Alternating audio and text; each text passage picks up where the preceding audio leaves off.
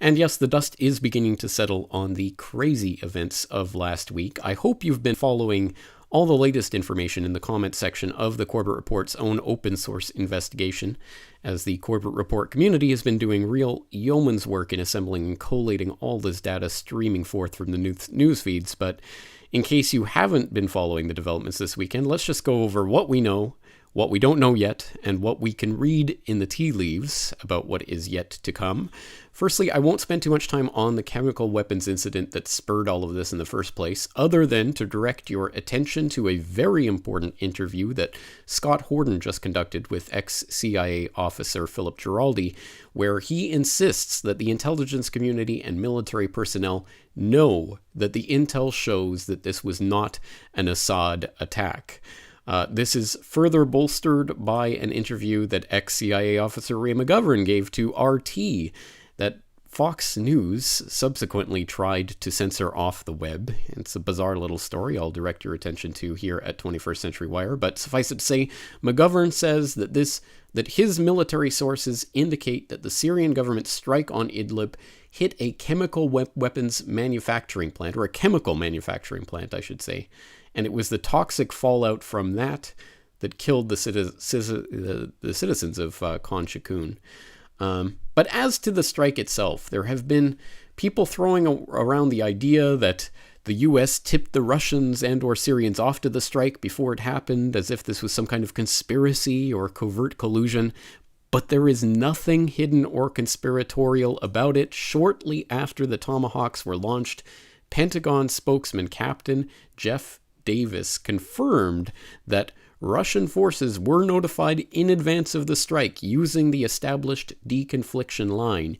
U.S. military planners took precautions to minimize risk to Russian or Syrian personnel located at the airfield. And this established deconfliction line that he's talking about here refers to a Memorandum of Understanding, an MOU that was signed back in October 2015. An MOU on air safety in Syria. And again, reading directly from defense.gov, the MOU includes specific safety protocols for air crews to follow, including maintaining professional airmanship at all times, the use of specific communication frequencies, and the establishment of a communication line on the ground between the US and the Russians. So that MOU didn't call for specific sharing of information on what was being targeted, but obviously, as per Captain Davis's statement, that was shared this time via the communication line. Now, we know that Russia, Syria, Iran, and Iraq set up the so-called RSII coalition in September of 2015 to share intelligence and establish a joint information center in their joint bid to destroy ISIS. So let's connect the dots.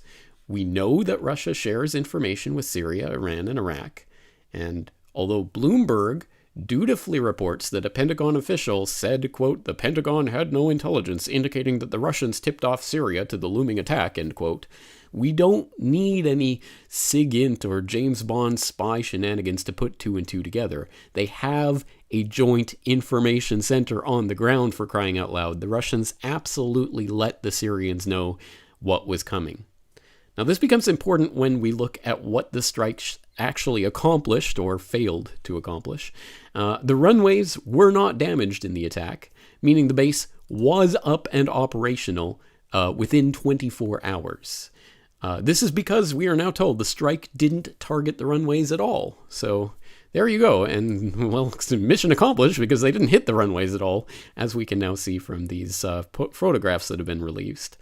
Now, Russia says that only 23 of the 59 missiles actually hit the airbase at all, although Pentagon officials, speaking under the customary cloak of secrecy, told ABC News that all but one missile hit the base. So reality might lie somewhere in between or nowhere around either of those estimates. I don't know, but those are the two official lines from the official governments.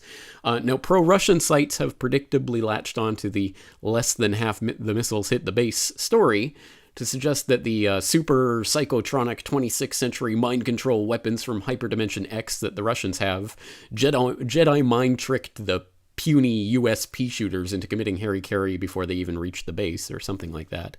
Meanwhile, pro-Trumpers, who were thrown under the Trump train by the neocon-in-chief, but are still white-knuckle grasping onto that caboose with all their might, say that this is because the entire strike is seventh-dimensional backgammon to make America great again by scaring the North Koreans or Chinese or someone by completely failing to destroy an airbase or something like that.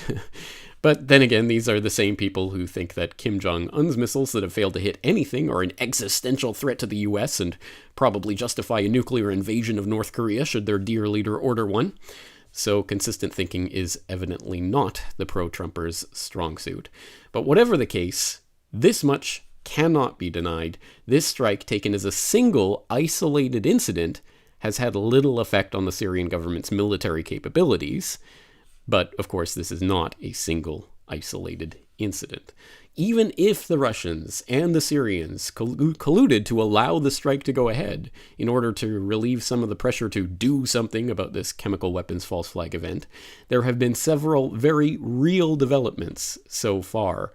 The Russians have canceled their memorandum of understanding on flight safety with the US, meaning that the next time a strike is launched or an attack is planned, there will be no hotline for the US to use to tip off the Ruskies to stand down. The Russian Ministry of Defense has already vowed to implement a system of measures to bolster and increase the effectiveness of the Syrian armed forces' air defense systems. Russia has sent the Admiral Grigorovich, its most advanced Black Sea frigate, back into the eastern Mediterranean, aka the exact area where the USS Porter and USS Ross, the US destroyers that launched the Tomahawks, are still deployed and operating.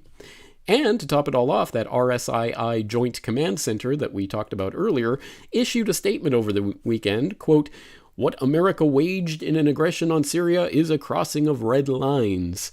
From now on, we will respond with force to any aggressor or any breach of red lines from whoever it is, and America knows our ability to respond well." End quote. So, on the U.S. side, we have Trump and Nikki Haley and Tillerson and the entire administration sticking by the phony script that the incident at Khan Shaykhun was 100% without doubt an insane President Assad gassing his own people right before the peace talks that would have secured his victory for some unexplained reason. So it really doesn't matter whether the Russians or even the Syrians conspired with Trump to stage this mostly for show attack or not. Everyone is now painted into a corner, and one thing is for certain, there is now virtually no chance that Assad will be allowed to stay in power in Syria. If the Syrian army is on the verge of vanquishing the very last ISIS terrorist from their soil, or even if the world is ready to sign on the bottom line of some completed peace negotiation to bring the terrorist insurgency in Syria to an end, the precedent has been established. All al-Qaeda has to do is stage another chemical weapons attack and blame it on Assad, and the dominoes will fall one by one. Neocon puppet Trump will, as we have seen, gladly sign off on whatever lies are passed before him, and next time it might just be a full-on invasion of Syria. At that point, Russia has to put up or shut up. Either that will lead to that full-on military confrontation between NATO and Russia, or we will know that Putin's red lines mean nothing and the whole rivalry is just for show. I'd say it would be harder to get out of this without further military action than to thread the eye of a needle, but that assumes that I see any way at all of avoiding that kind of military confrontation, and at this point I don't. So everything, and I mean everything, is going to hinge on what is or is not discussed in the upcoming visit of Tillerson to Moscow on Tuesday.